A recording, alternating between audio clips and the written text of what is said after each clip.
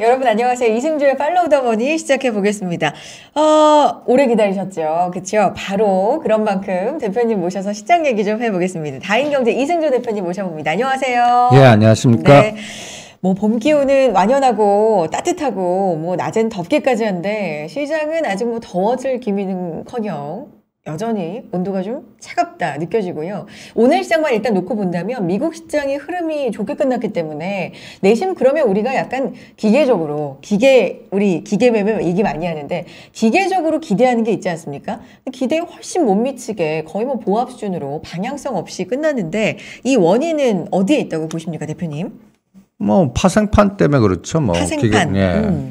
그러니까 당분간은 미국 시장은 파생판의 아시아권을 움직이는 롱숏 전략의 기계 군단 알고리즘이 네. 이용합니다. 오늘도 대부분들 미국 시장 급등은 뭐 나스닥, 필라델피아 반도체 지수 그럼 기대해요. 예, 다 네. 기대하잖아요. 그렇죠. 근데 제가 딱 파생해서 이런 얘기를 했습니다.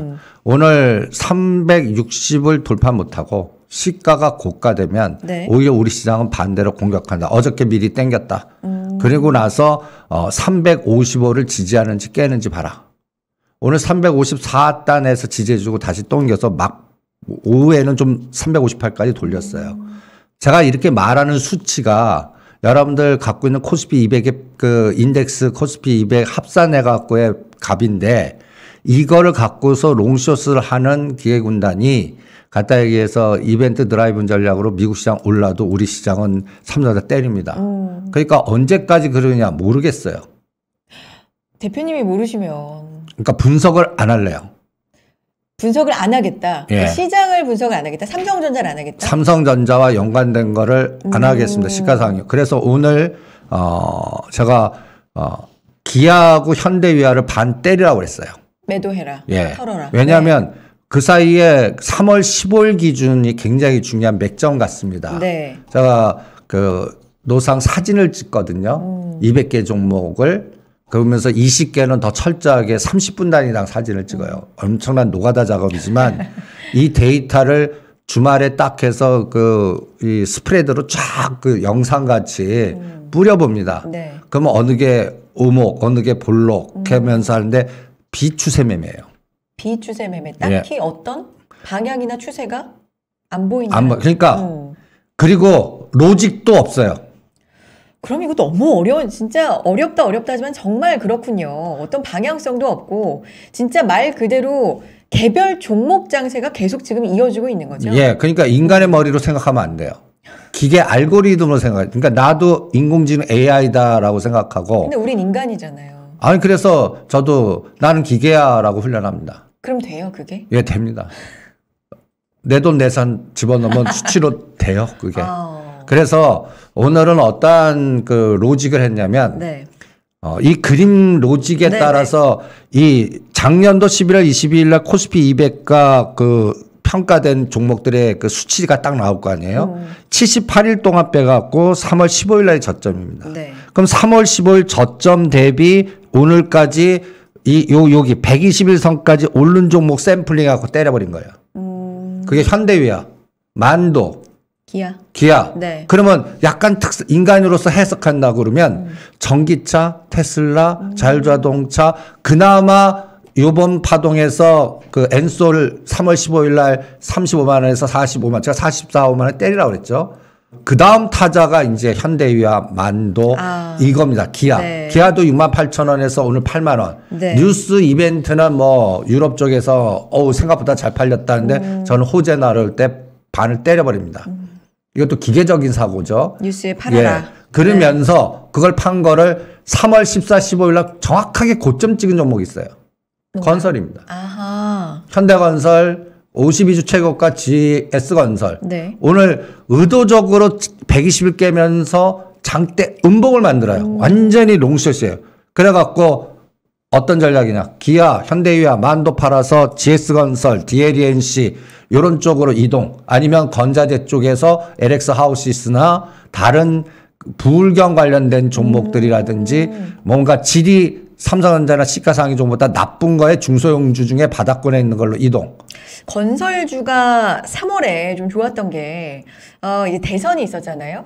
그러면서 뭔가 뭐 재건축이라든지 정책적인 측면에서의 인프라 구축, 건설 쪽에서의 기대감이 좀 모아져서 그랬던 것도 있다고 알고 있는데 이벤트 드랍이니까 그래서 선거 결과 나오고 3월 15일 날이 또 뭐냐면 유가가 130불 찍은 날이에요. 네. 유가가 급등하고 환율도 급등하고 그러니까 우리나라는 정책 관련주로 살아날 게 이제 정부가 간단히 얘기해서 이제 정권이 그 윤석열 당선이 되고 서울시장과 뭔가 에너지가 그 합해지고 뭔가 플러스 될 테니까 이제 그쪽으로 으쌰가 나온 거거든요.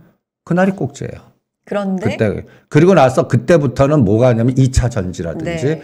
기아라든지 자율자동차 부품단이 올라간 겁니다. 사실 그게 불과 한 달인데 네. 굉장히 빠르게 움직이고 종목별로 움직이는 장세가 굉장히 좀 뚜렷한 것 같아요. 근데 그거 수익률 게임은 그거는 명함도 못 내요. 그때 농업 관련주를 집중하셨으면 아이고, 최고. 참.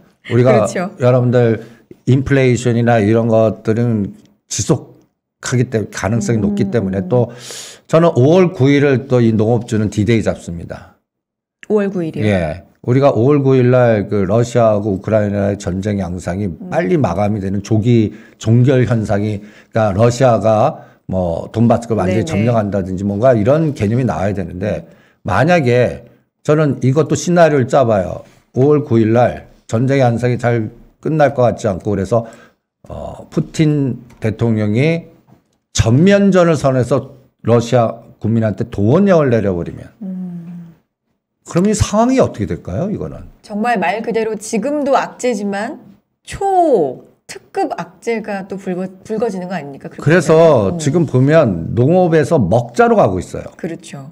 오늘 보시면 농업이 급등했는데 농업이 식료 급등, 예, 품, 이제 네. 식료품 같은 종목에 농심이나 오리온이나 샘페나 네. 샘표식품이나 뭐 또 설탕에 대한 이런 것들이 군집화 현상에서 또 에너지가 어마무시하게 가고 있어요.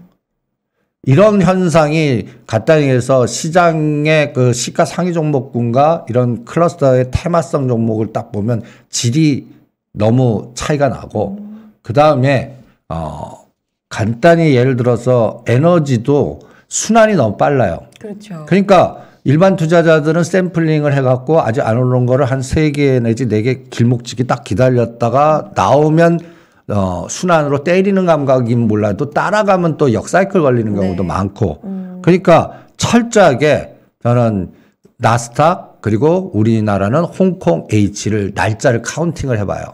그러니까 오늘 주제 자체가 제목으로 지금 잡아주신 게 미국보다는 홍콩 H 시장이 중요하다라는 걸 가장 처음 키워드로 잡아주셨거든요. 왜 그러냐면 우리나라 지금 이 롱숏을 핸들링하는 그 기계 알고리즘에 그래도 그거를 전략화시키는 CIO나 이런 전략가들이 저는 노랑머리 외국인 같지가 않아요.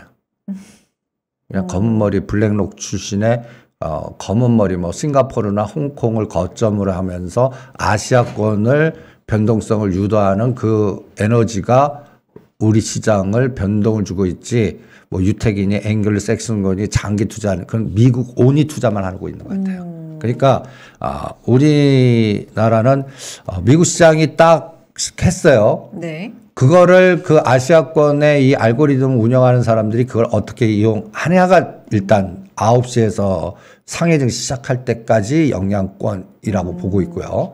그래서 오늘은 최근에 디커플링으로 이용하는 게 많아요. 어떻게요? 미국 시장 올랐는데 우리는 삼성전자 때리면서 오히려 아침에는 그냥 올려놓고 죽여버리고 미국 시장이 급락했어요. 그럼 같이 좀 빠졌는데 오히려 바닥에서 어떤 지수 주면서 밑에서 돌려버리고. 근데 돌리는 것들은 시가 상위를 돌리는 게 아니라 밑에 땅 거를 돌려요.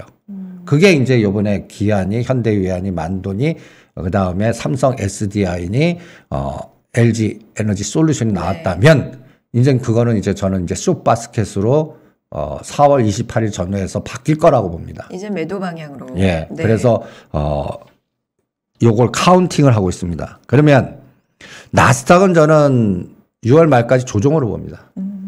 그러니까, 요번에 지금 제가 이럴 때 그 4등분 단순하게 정규 분포를 만드는 거예요. 그러니까 이 날짜가 얼마 걸렸고 대반등은 얼마 줬고 다시 조정인데 요번에 저점이 12,500을 깰 건지 아니면 여기서 돌릴 건지는 저는 5월 달에 수많은 이벤트.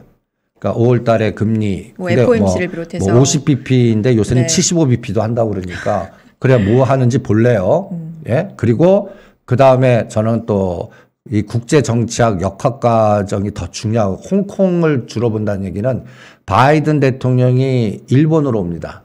네. 난 그게 더 나스닥 변동성 보는 거 더 중요할 것 같아요. 그러면 우리 대한민국이 간단히 얘기해서 바이든 대통령이 일본 왔을 때 한번 우리 대한민국 주변으로 어떠한 데이터들이 돌 건지. 예를 들면 구체적으로 어떤 걸 말씀하시는 거예요? 바이든 와갖고 대만을 가거나 네. 우리나라로 하여금 동맹을 주장하면서 뭔가 그러니까 이걸 좌클릭, 우클릭으로 조금 이동시키는 현 정부한테 요구하고 현 정부가 그거를 받아들이는 그런 형태로 가면 저 중국이 저는 제2의 한알령 때린다고 봅니다. 그러면 한국 제품 오히려 그래서 제가 리오프닝 관련주 이번에 올라갈 때 뭐 카지노가 됐던 뭐가 됐던 일단 때려라라고 한 것도 이 가능성을 확인하려고 돌달리도 그리고 거기에서 철저하게 그래서 오죽하면 하이브도 30이나 때려라. 이 엔터도 때려라. 네. 이렇게 얘기한 것도 오히려 기업의 분석보다는 이런 정치 역학적 구조 이 전 세계가 지금 아주 냉정하게 보면요. 각자 도생의 세계로 가는 것 같아요. 그러니까 그렇죠. 지금 세계화가 무너졌고 전 세계가 이제 갖다 얘기해서 동맹 웃기지 마. 나부터 국익을 위해서 싸우겠다는 각자 도생으로 가기 때문에 저는 미국이 절대 통제도 못하고 그리고 중국이나 러시아도 자국의 이익을 우선주의로 할 거다라고 보고 있고 그리고 우크라이나 러시아의 전쟁 양상이 오히려 어디를 치냐면은 후진국과 간단히 얘기해서 아프리카 그다음에 저 남미도 때리고 그러니까 후진국을 때릴 거고 후진국에 때릴 때는 물가 먹자 뭐 이런 상황을 때릴 거고 이 먹거리가 상당한 타격이 될 것이다. 저는 라고 그게 말씀하셨잖아요. 제일 끔찍할 것 같아요. 그렇죠. 특히 아프리카 그쪽에 뭐 전력 수급이나 에너지 수급이야. 일단은 그 서민들한테 견딜 수 있어요. 오히려 그리고 이제 여름 오잖아요. 겨울이나 아니라니까 뭐 다른 반대에서는 또 다른 지역에 이제 있지만 저는 이 그림이 저는 상징적 의미가 커요. 네. 이게 무슨 그림인지 아십니까? 모르겠어요. 뭔가요? 뭔가 초록색, 빨간색. 이게 네. 컨테이너 배입니다. 아. 구글링 위에서 찍은 거. 네. 저기 로스앤젤레스 그거 막힌 거는 유도 아니에요. 그러면 이게 풀리는 거는 저는 아직도 오미크론 저는 중국 못 막는다고 보거든요.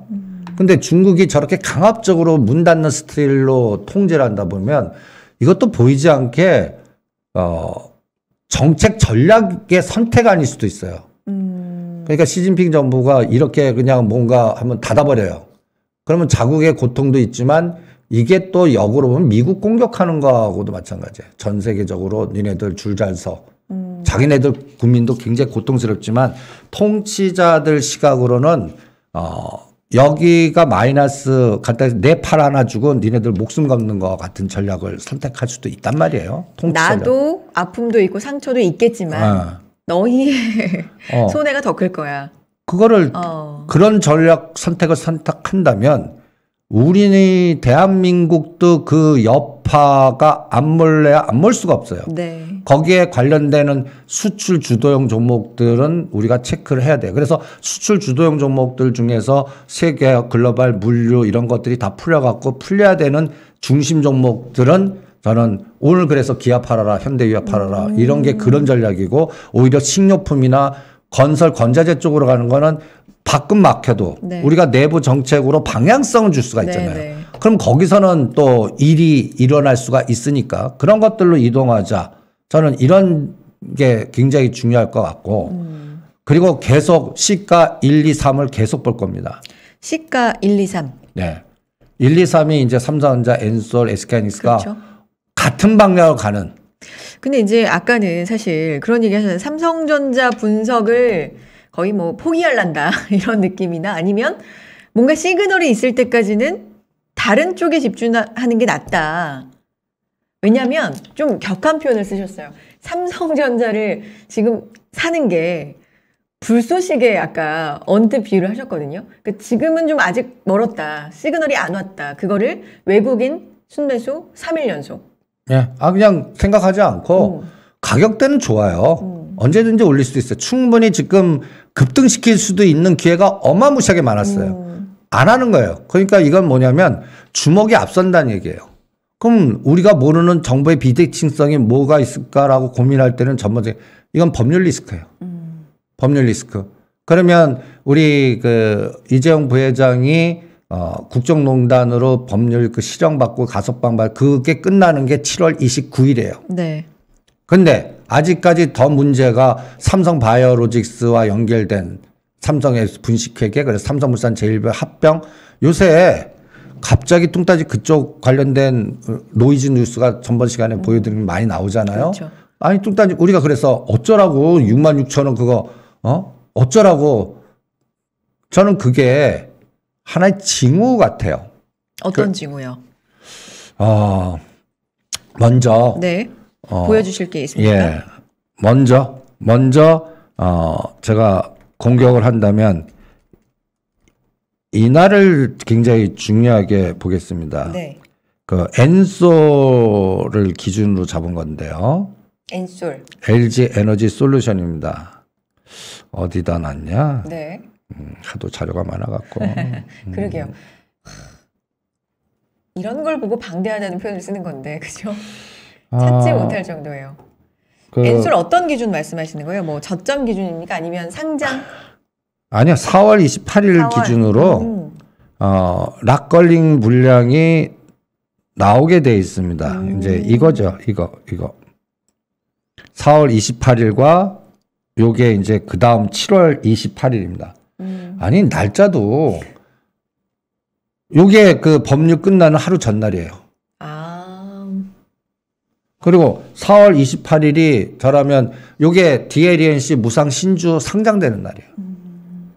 그리고 4월 28일이 소형 원자로 관련돼서 두산중공업이 스펙으로 합병이 되느냐 안 되느냐를 하는 기준일이에요. 또 교묘하게 네. 이날 이벤트가 4월 20 그러면서 4월 말 상속세 처리하는 마지막 날이에요. 네. 아니 뭐 일부러 짜고 고스톱 치는 것도 아니고 이날이 딱 해서 이날 전까지 3월 15일에서 여기까지 오른 거 롱에서 숏으로 바뀌고 요때가 이제 그러면 DLNC가 한 주가 2주가 돼요. 네네. 그러면 신주 상장되고 나서 또 거버넌스 게임이 그때 28일 이후부터 그러면 제가 날짜 한번 카운팅 할게요. 3월 14일 날 딱 곡지 나왔어요. 3개월을 딱 뽑아봐요.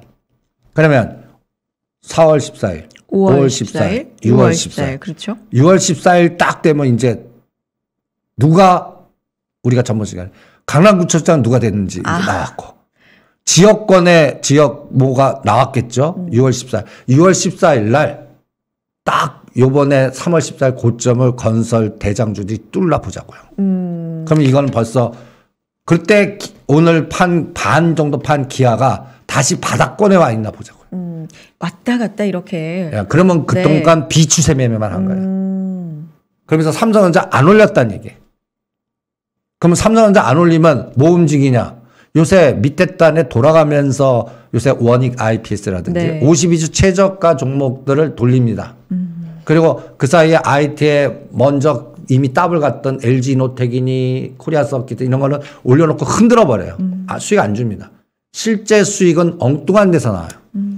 그러니까 이제 그게 농업이었고 식료품이었고 그러면 이제 다음 순환은 뭘까 할 때 저는 불경을 찍은 거예요. 그래서 건설 쪽을 아까부터 말씀을 하시는데 이게 여러 가지 지금 재료가 있는 것 같아요. 일단 부울경, 부산, 울산, 경남에 뭐 건설, 그렇죠? 뭔가 정책적인. 그다음에 6월에 이제 선거, 팔로우 더 맨 느낌에서. 그렇죠. 그렇죠?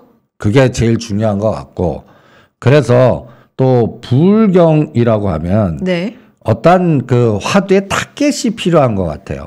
부울경이면 어떤 부울경의 전략적인 상황이 뭐냐. 이게 이제 이 구도를 한번 보세요. 제가 전략가라면 이 부산 제2의 에코시티는 김해 공항을 신설해서 그걸 키우는 걸 막는 SOC 건설이다. 그러면 이게 요 가덕도로 튀울 것 같다. 여기를 키우지 못하면 당연히 여기가 이제 신공항이 될 거고, 여기에서 나오면은 이게 이제 또 2030년 부산 엑스포 끌고 갈 때까지 여기에 큰 메가시티를 만들면서 이 메가시티의 기본 화두 단어가 이제 뭐가 될까라는 게 철도, 건설, SOC, 수소, 그리고 이게 다 단조업체라든지 조선업체라든지 그러니까 회사만 보면 포스코, 현대중공업 간단히 얘기해서, 그 다음에 이쪽 주변에 있는 대형 회사들만 쫙 뽑아도 우리나라의 주축이 되는 건설, 건자재, 자동차 이런 우리나라의 주축들 이 첫밥 먹고 사는 이 라인이 불경입니다. 근데 이 윤석열 정부는 여기를 메가시티로 키우겠다는 거는 저는 보이지 않는 팔로더맨의 이권이나 이 사업이 여기에 딱 빨린다고 봅니다. 부울경 하면 메가시티가 가장 검색이 많이 되는데. 그러면 네. 여기를 치면요. 여기를 키우려고 그러면 항상 양이 있으면 음을 죽여야 돼요. 반대편에 그동안 전라도 지역의 그 태양광, 풍력 이런 것들 아니고 그리고 거기에 연결된 에너지들을 다 저는 문제화시키거나 이슈화시킬 거라고 봅니다. 그러면 여기서 일로 쫙 빠져나오죠. 지금 전방이 급등을 하고 있습니다. 우리가 전방 저번에 김무성 오히려 그런 것들이 가면 무섭게 갑니다. 뭐 이것도 보면 부산, 영도, 그 다음에 부울경 그 동안에 여러 가지 노이즈에서 좀 마이너스 됐던 분. 근데 저는 그분은 이제 정치적 에너지 전 죽었어도 뒤에서 설계자 역할을 할 수 있을 것 같거든요. 그러면 이 국회 선거 끝날 때까지 그 인터벌. 그러니까 지금은 정부는 바뀌었어요. 근데 국회는 여전히 아직까지 에너지는 요거의 전환이 나오려면 한 2년은 더 기다려야 됩니다. 그러니까 차기 정부긴 하지만 어쨌든 5월에 새 정부가 들어서는데 그래도 국회까지도 뭔가 지금은 그렇게 되면은 여소야대 그쵸. 국면이 되니까 그것까지 뭔가 균형이 맞춰진다 가정한다면 그 기간도 2년이 걸린다. 그렇죠. 그 얘기는 뭐냐면 저라면 이제 우리 여의도 가면 감독원 앞길 한번 쫙 가보세요. 그러면 이상한 프랭카드가 막 걸린 거 있습니다. 거기 딱 보시면 어떤 은행이 무슨 DLS, 어떤 은행이 무슨 헤리티지, 무슨 DL. 이제는 여러분들 그거 수없이 금년 내내 볼 겁니다. 그리고 또 제가 2차 전지 그동안 바이오도 하지 말라고 그러는 거. 요새 시제닌이 뭔가 이쪽이 그러니까 삼성 바이오로직스도 팔고 나오십시오. 이제 분명히 이러한 법률 리스크에 또 삼보페이, 바이오 에피스 이거는 기업 분석적 시각이 아닙니다. 그냥 팔로더맨에 간단히 해서 왜 검수 완박이라는 단어가 나오고 이런 노이즈가 왜 나오고 그러면 나는 거기서는 이슈는 이슈. 우리가 전에 영화의 더킹. 재밌게 봤어요. 그와 똑같은 현상이 또 나올 거라고 봅니다. 그러면 거기에 누가 연결이 돼 있고 뭐 라임 그동안 눌렀던 펀드들, 사모펀드, 조합들 그다음에 거기에 관련된 요새 국세청 조사가 막 들어가지 않습니까? 이게 더 확산이 된다는 얘기죠. 그러니까 뭔가 국회 권력이 이걸 막아내려면 어때요? 다른 데서 검찰이나 비리나 뭔가 다른 방법으로 푸는 수밖에 없거든요. 언론 통해서. 이 싸움이 2년간 지속될 것 같아요. 그래서 보시면 탈원전 제가 한전기술 한전캠 하지 말라고 그랬거든요. 이게 오히려 그거보다는 소형 원전 SML이라고 합니다. 아니면 수소 에너지 아니면 여러분들 그 부산 지역의 메가시티에서 이 이권들이 또 어떻게 형성이 될 건가.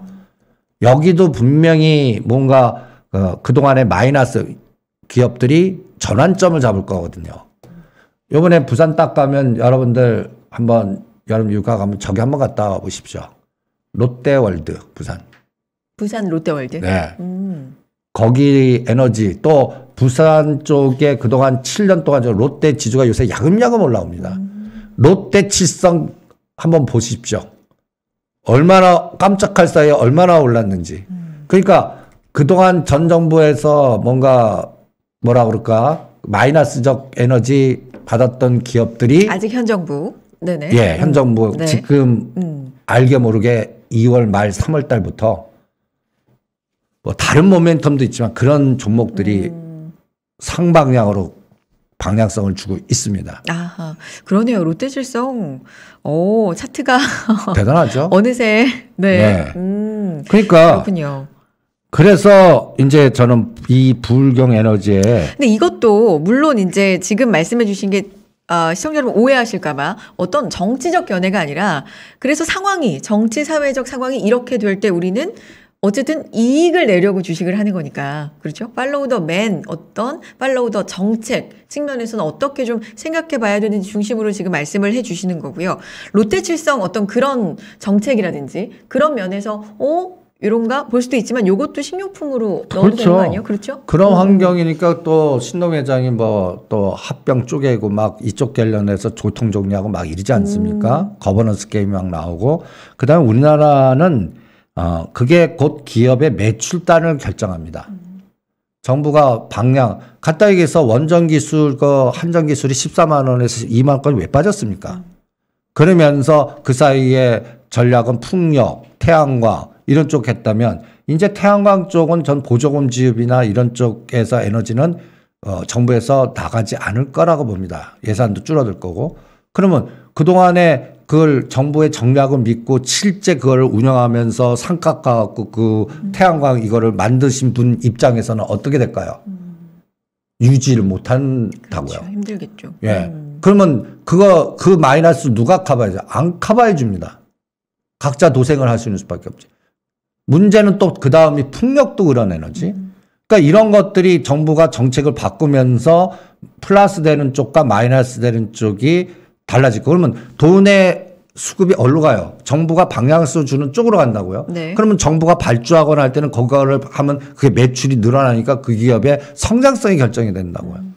이게 우리나라는 정책의 방향의 키가 어디로 집중되느냐가 간단히 해서 관련된 기업들이 흥하느냐 망하느냐를 아주 결정적으로 영향을 주는 그 영향의 빈도수가 어느 나라보다 더 센 나라가 우리나라라고 봅니다. 그러니까 간단히 예를 들어서 앞으로 집권 1년 차, 2년 차는 현 정부가 추진하고 있는 정책의 방향성에 아직까지 그동안 주가가 많이 빠진 것들 중에서 골라서 종목장을 하시는 게 낫지. 그리고 대형주들은 우리나라에서 할 수 없어요. 결정권자가 없어요. 연기금이 뭔가 전략을 바꾸든지. 네. 전 연기금이 이제 수장이 바꾸셔갖고 엔솔 안 사고 삼성전자만 사주기만 하면 됩니다. 그러면 돼요. 엔솔 주구장창 사는 거를 삼성전자 매수로 바꿔주면 그러면 이거는 뭐 10%는 쉽게 갑니다. 그러면 외국도 전략 바꿀 거예요. 때린 애들도. 근데 그게 안 되니까 뭐 계속 매도가 나오죠. 그래서 그렇죠. 이렇게 클러스터를 잡아봤습니다. 네. 우리가 농업주 클러스터 코딩 잡아갖고 이 그물망 같이 현대건설, GS건설, DLENC, KCC, 한희현대시멘트, LX하우시스, 특수건설, 동아지지, 한희시멘트. 여기서 먼저 가는 거 있고 나중에 가는 거 있고 그렇죠. 막 그렇겠죠. 이렇게 같이 안 갑니다. 이렇게 한번 클러스 잡아보고 그 다음에 부산 쪽은 이렇게 잡아보겠습니다. 부산산업, 동방성기, 한국선제, 영화금속, KT 이렇게. 요거는 약간 저가 세력주 성향의 중소형주. 근데 요새 수익률은 저가 세력주 성향의 중소형주들이 더 낮고 그 다음에 이제 벌써 철강주가 시작을 하고 있는 겁니다. 네. 최근에 하이스틸 어마무시하게 갔거든요. 네. 세아제 강하고 그러면 이 저가 철강주들 먼저 간 것들 보세요. 이게 하이스틸 그래프입니다. 벌써 알게 모르게 3,000원짜리 4,000에 놀던 게 벌써 이거는 더블 게임들이. 이런 건 들어갈 수 없잖아요. 근데 금액을 적게 하고 저는 하라고 그럽니다. 지금 장은. 삼성전자 3일 연속 상승 때까지는. 우량주들 해갖고 아마 피말리실 거다. 그냥 시장에 순응을 해라. 아니면 6개월 동안 주무세요. 그냥 찬바람 날 때까지 안 보는 게 정신건강상 좋을 것 같다라는 생각이 듭니다.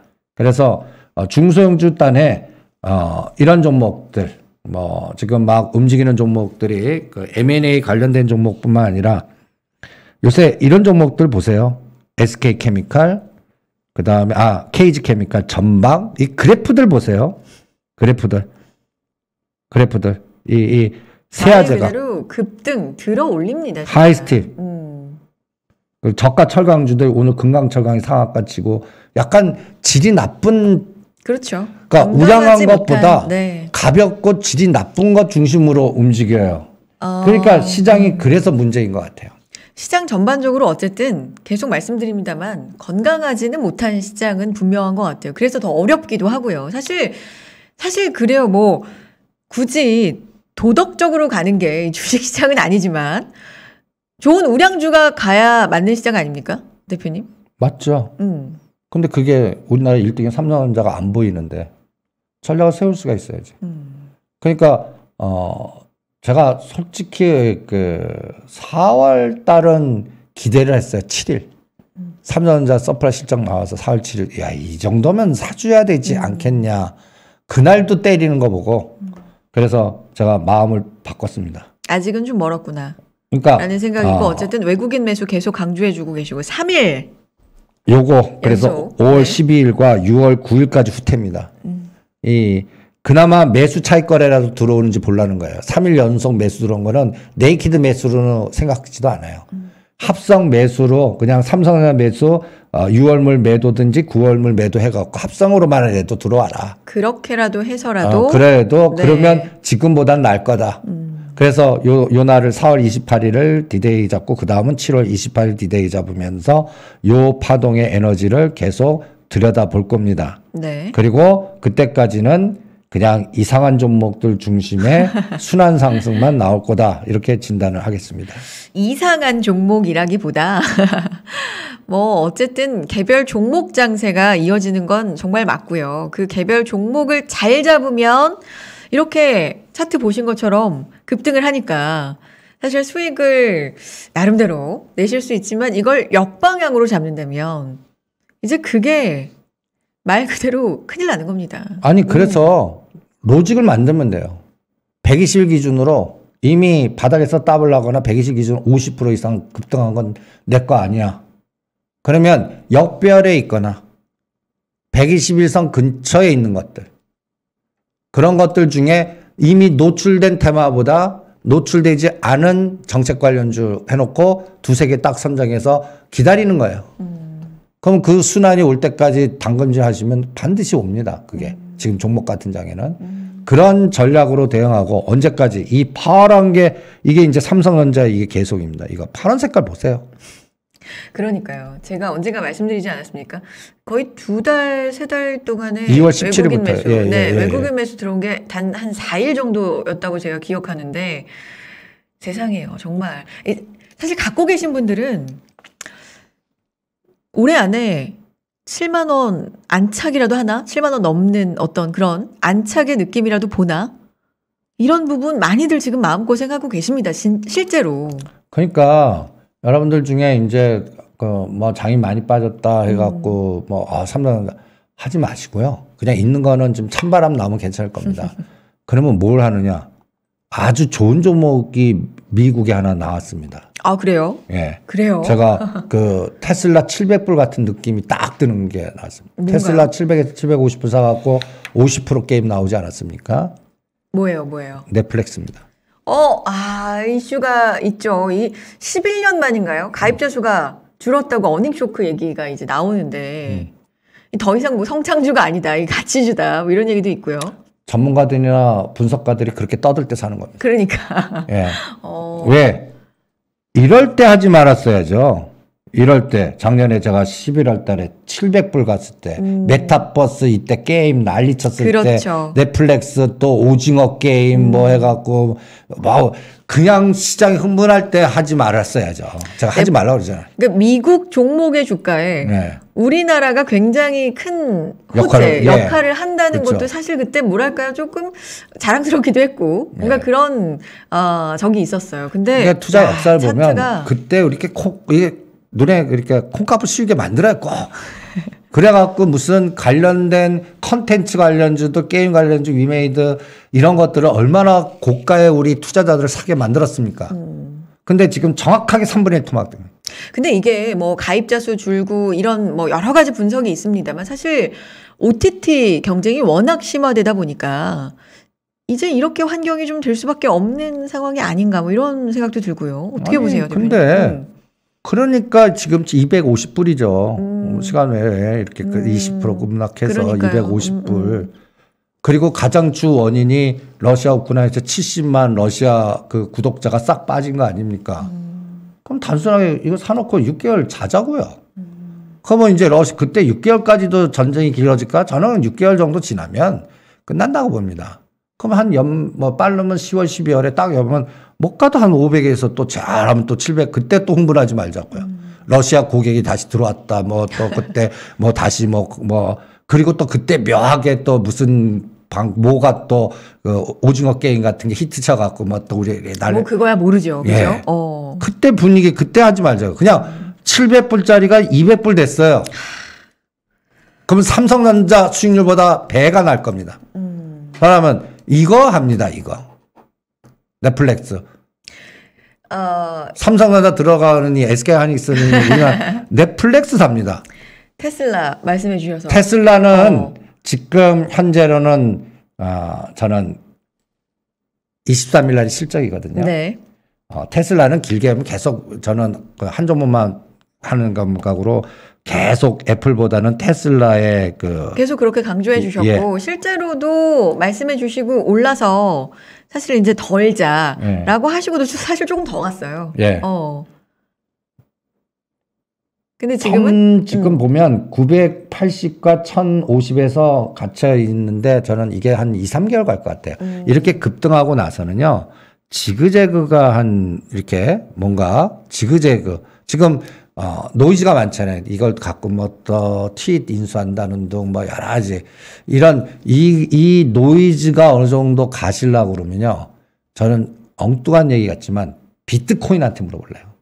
근데 테슬라와 이 비트코인은 굉장히 좀 상징적인 관계로 많이 말씀해 주신 적이 있어요. 상징적 관계도 있지만 네. 약간 투기성 성장주에 비트코인이 가고 테슬라가 가야 미국의 기술주가 가면서 인플레이션이 잡히고 이런 롱숏이 그러니까 금리나 이런 인플레이션 금리 유가 급등하면 기술주 떨어지는 거거든요. 이게 이게 반대로 돼야 되거든요. 그거 확인하는데 금리를 저는 두세 번 더 올려야 될 것 같거든요. 그러려고 그러면 벌써 한 몇 개월은 가고. 그렇죠. 그때까지 진짜 우크라이나 러시아 전쟁 마무리가 돼야 되고. 그리고 지금 농업이나 철강이나 이런 뭐 관련된 물류 관련된 종목들이 오히려 떨어져야 돼요. 가지 않고. 그랬을 때 이제 방향성을 줄 것 같고 그때까지는 그냥 지그재그니까 매력이 없는 거죠. 그렇죠. 대충 850 아래면은 매력 있어요. 850불이나 그 아래면. 지금 가격대는 그렇게 뭐 매력적인 그냥 가격대는 1000불에 사갖고 1100불 그 10% 넣느니 아까 넷플릭스 사갖고 그 수익률이 한 3배 나올 것 같거든요. 네. 30%. 그래서 오히려 상대 네. 속도 전략으로 가겠고. 넷플릭스에 좀 관심을 가져보자. 예. 라고 오늘 말씀을 해 주셨고. 시간이 그렇게 많이 남진 않았는데 요 얘기도 좀 해봐야 될 것 같아요. 뭐 아까 홍콩 H 말씀해 주시면서 중국 얘기도 잠깐 해주셨는데 중국 봉쇄가 생각보다 강도도 강하고 좀 길어지고 있는 것 같고요. 이게 뭐 전반적인 공급망 이런 우려도 좀 나오고 있는 것 같고 중국 얘기하다 이제 시간이 많지 않아서 제가 한꺼번에 질문드리는 또 엔화 우리가 안 볼 수도 없고요. 이런 상황들 우리 주변국들의 좀 어떻게 보면 좋을까요? 그래서 좀 제가 바이든 일본 가는 거 엔화 용인해 준 것 같아요. 약세를. 그래서 이 엔화 속도 보세요. 그러게요. 130엔 넘습니다. 그러게요. 뭐 130엔 넘으면 우리 이 고점을 뚫을 수밖에 없어요. 아베노믹스가 재현되나 뭐 이런 얘기도 나오고 있는데. 그러면 우리는 항상 그러면 또 엔이 130엔 넘어가면 또 대만 얘기가 분명히 나올 겁니다. 대만. 일본은 TSMC를 일본으로 끌고 오고 싶어 하고 일본과 좀 행동대장 역할을 해갖고 약간 남태평양에 이런 데에서 노이즈를 일으키려고 내가 바이든 대통령한테 내가 막 행동대장 역할 해줄게. 분위기 잡아줄게. 이걸 분명히 할 겁니다. 그럼 이런 건 어때요? 그러니까 개인 투자자분들 중에는 이제 엔화가 그렇게 가치가 떨어졌다고? 그럼 지금 한번 그래서 담아서 기다려볼까? 그렇죠. 이런 생각은 어떻습니까? 그렇죠. 좋죠. 예. 엔화 좀 사놓으시죠. 그래서 나중에 여행 갈 때 그거 갖고 우리 원화 파워 갖고 그런 데가 이제 대충 950원 단위나 그 아래때에서 사놓으면 다시 또 엔화가 약세에서 강세 갈 때 충분히 그거를 할 수가 있을 것 같고 저는 이제 그것보다 이제 여기를 더 중요해 봐요. 네. 홍콩, 차이나. 지금 이것도 A, B, C 파동 중입니다.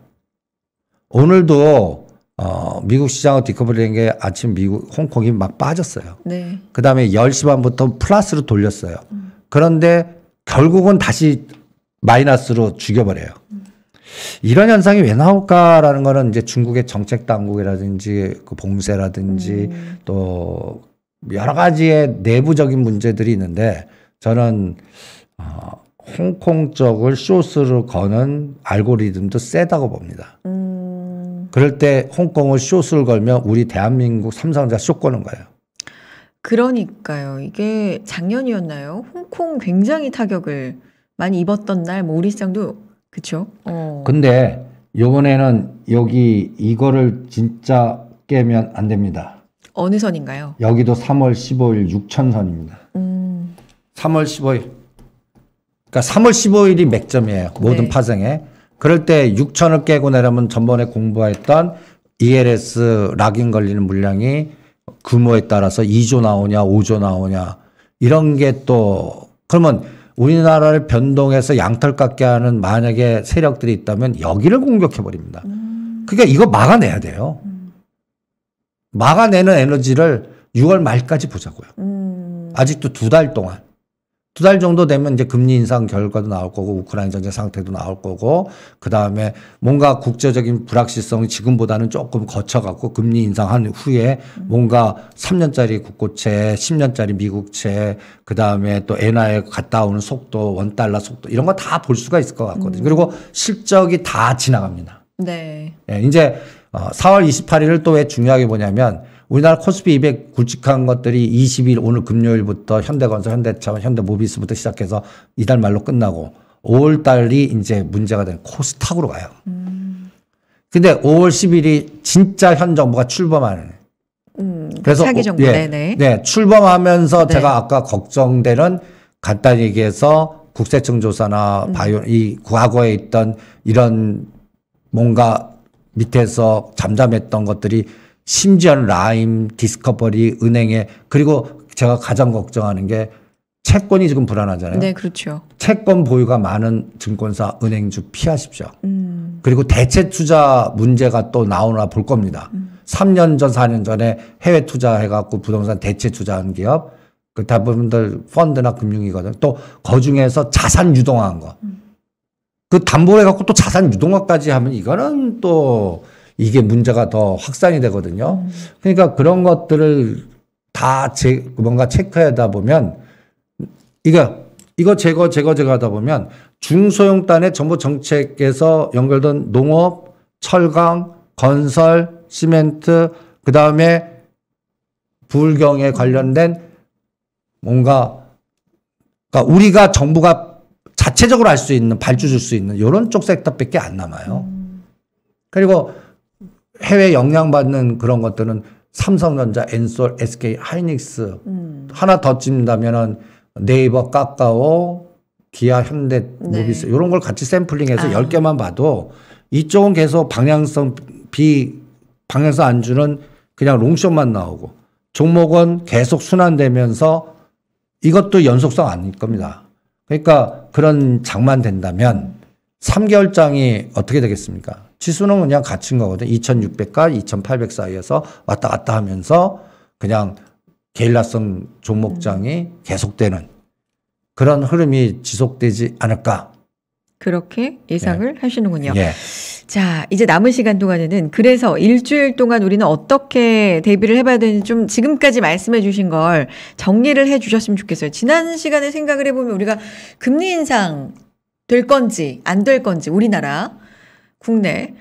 그거 얘기를 했었는데 일단은 됐고요. 그때 차라리 됐으면 좋겠어요. 이렇게 말씀하셨는데 어쨌든 총재가 없는 상황에서 금리 인상을 단행을 했고 FOMC 5월에 이따 말씀하셨는데 5월 4일로 지금 예정이 되어 있으니까 이제 그 부분도 계속 시장은 주목을 할 거고요. 그러면서 말씀해 주셨던 여러 가지 변수들 계속해서 체크를 해봐야 되는데 오늘 사실 제일 주목해서 말씀해 주는 건설 쪽 얘기 많이 해주셨고 철강, 수소, 그다음에 넷플릭스 이런 것도 기억이 나는데 좀 정리를 해주시죠. 어떻게 일주일간 대비해 볼까요? 그래서 일단 삼성전자 중심 보는 거는 맞겠지만 이제 엔솔을 보십시오. 28일. 엔솔이 실적 서프라이즈 나왔는데 매도로 바뀌면 그대로 인정. 인정? 예. 그러면 이제는 그거를 숏을 거는구나. 그러면 엔솔을 숏 건다는 건 삼성 SDI가 그 밑에 에코프로, 첨보 뭐 이런 것까지 다 숏을 건다는 얘기입니다. 그러니까 그런 거를 들여다보면 그러면 2차 전지 에너지에 그나마 기대했던 에너지가 다시 또 한 1, 2개월 후로 늦어지는 것 같고요. 그리고 두 번째로는 지금 이 건설주도요. 네. 저는 대장주는 못 갈 것 같아요. 그냥 3월 10일 현대건설, GS건설 그냥 박스. 그 대신 10% 15% 따는 나올 것 같아서. 그러니까 기아 팔아서 이제 현대건설, GS건설, DLNC가 하는 전략인데 수익률 게임은 오히려 LX하우시스, KCC, 대림비엔코. 아까 여러 가지 중에서 이제 있었던 그쪽을 왜 가냐면 네. 그동안에 법률적으로 불도 많이 나고 그래갖고 규제가 굉장히 강해서 불에 강한 소재 이런 것들을 만드는 단가가 비싸지만 그런 것들의 그 시장 점유율이 많은 기업이 LX하우시스가 1등, 네. 그 다음에 뭐 벽산이라든지 뭐 이런 건자재 종목들. 이제 곧 5월 10일 정도 되면 네. 저는 또 6월 달 초에 강남구청장이 누가 되나 결정되면 벌써 이제 땅 파고 흙 파고 들어간다고 보거든요. 그러면 그와 관련된 종목인데 이게 부울경하고 같이 서울하고 같이 동시 패션으로 가는지. 그러면 조금 더 시너지가 날 수도 있고 네. 미리미리 좀 네. 관심을 갖고 보자라는 말씀이시고 아까 말씀해 주신 것 중에 우리 농업주 이제 급등하면서 이게 음식료주로 넘어간다. 음식료주도 지금 움직인 것들이 많거든요. 이런 것들은 또 어떻게 보세요? 그러니까 관심 가져도 됩니까? 샘표 간 것보다 오리온이 아직 못 갔어요. 못 간 것들. 네, 샘표 식품. 그다음에 농심이 27~28만 원에서 34만 원 벽 들면 그게 40만 원. 이렇게 키 맞추기 정도. 그리고 저는 음식료나 이런 쪽은 연말까지는 계속 순환될 거라고 봅니다. 근데 그 기발 맥점이 5월 9일 전면전 동원령 선언하나 5월 9일 날 판단하자고요. 네. 5월 9일 날. 그리고 또 하나 섹터가 있습니다. 뭡니까? 철도입니다. 철도. 예. 이게 SOC 부울경이 도로, 항만, 철도 개념이거든요. 그러면 이 철도 연결고리에 관련된 종목들 중에 또 중소형단 종목들, 뭐 대ITI, 푸른기술 뭐 이런 종목들이 있습니다. 그러니까 약간 이번에는 우량주보다 중소형단에서 가격대가 매력 있는데 역배되거나 밀집 패턴 보이는 거 이렇게 계속 떨어졌다 지그재그로 수렴되는 것들 거래가 이런 것들이 슈팅이 나오는 경우가 많아요. 분위기가 좋을 때는 이제 남북 경협으로도 엮였던 종목들인데 예, 어쨌든 이제 그런 것들의 이제 중소형 철도주. 네. 이게 이제 정부가 뭘 발표하겠죠.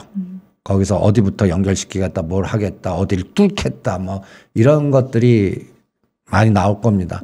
거기에 연동된 정책 연결고리 관련된 종목들 이렇게 샘플링을 해서 그래서 그 이벤트 드라이브는 종목 찾기 게임인 것 네. 같아요. 그리고 이미 급등한 것들은 피하기. 이렇게만 구분하시면 그리고 이 게임이 언제까지 가나 삼성전자가 갈 때까지. 그 신호는 네. 외국인의 네. 3일 연속 매수가 언제 네이키드 들어오나. 매수가 아니더라도 네. 네. 그냥 3일 연속 빨간색 찍히는 날만 보자고요. 알겠습니다. 네. 그럴 때까지는 어쨌든 중소형 단에 순환하는 이런 맥점들을 좀 잘 살펴볼 필요가 있을 것 같다. 오늘 그 관심을 갖고 봐야 되는 업종이 뭔지 그 안에서도 이런 부분들을 좀 관심 있게 보자. 다시 보기 해보시면 또 자세하게 이야기를 해놨습니다. 오늘 함께 하신 분들 들으셨겠지만 못 보신 분들 다시 보기 해주시면 될 것 같고요. 요즘 시장을 자꾸 즐기자라고 얘기를 제가 해본 게 언젠지 모르겠어요. 자꾸 견디자라고 하는데 잘 견디고 또 만나야 되겠죠. 그렇죠. 그러니까 대형주 위주로 하실 분들은 그냥 6개월, 짧게는 3개월에서 6개월 주무세요. 그러면 찬바람 날 때쯤이면 괜찮아질 겁니다. 그러니까 주무세요가 꼭 이때쯤 올라갑니다 라기보다는 그렇게 중소형주를 찾기가 너무 힘드시다면 대형주 위주로 계속해서 좀 관심을 갖고 보시면서 좀 기간을 길게 여유 있게 보면 언젠가는 갈 수 있다. 뭐 이런 생각이십니까? 대형주에서도 네. 그 은행 이자 넣는 것보다 좋은 것들 많아요. 한국전력, KT 뭐 이런 것들 충분히 할 수 있으십니다. 네. 그러니까 그런 것들 전략자고 그래서 인터벌이 다른 거죠. 그래서 목표 수익률이 다르고. 그렇죠. 그런데 그런 것들이 가려면 거래대금이 한 13조에서 15조, 지금 뭐 8, 9조에서 놀아요. 아직도. 코스닥은 6, 7조예요. 네. 이런 에너지에서는 뭐 꿈 깨야 되고요. 그래서 때가 올 때까지 그게 때를 저는 6월 말에서 7월 달 넘어가는 그때쯤 되면 이제 법률 리스크라든지 모든 이벤트가 네. 마디가 되고 네. 상반기가 끝나고 하반기 갈 때 전체적인 윤곽이 나오지 않을까라는 생각이 듭니다. 그런데 그것보다는 조금 더 시장의 흐름을 타고 싶다, 조금 더 속도를 빠르게 가고 싶다 하시는 분들은 이제 말씀해 주셨던 오늘 전략들 참고해 보시고 좀 샘플링을 해보시고 중소형주, 못 간 종목들 그리고 정책 관련이랑 좀 엮여 있는 종목들 뭐가 있는지 좀 살펴보시면 좋을 것 같다는 생각이 듭니다. 자, 일주일 뒤에 또 뵙도록 하죠. 이승조 대표님과 함께했습니다. 고맙습니다. 네, 수고하십시오. 네, 여러분 이승주의 팔로우 더 머니 준비한 내용 여기까지입니다. 우리 건강하게 잘 있다가 일주일 뒤에 또 뵙기로 하죠. 여러분 고맙습니다.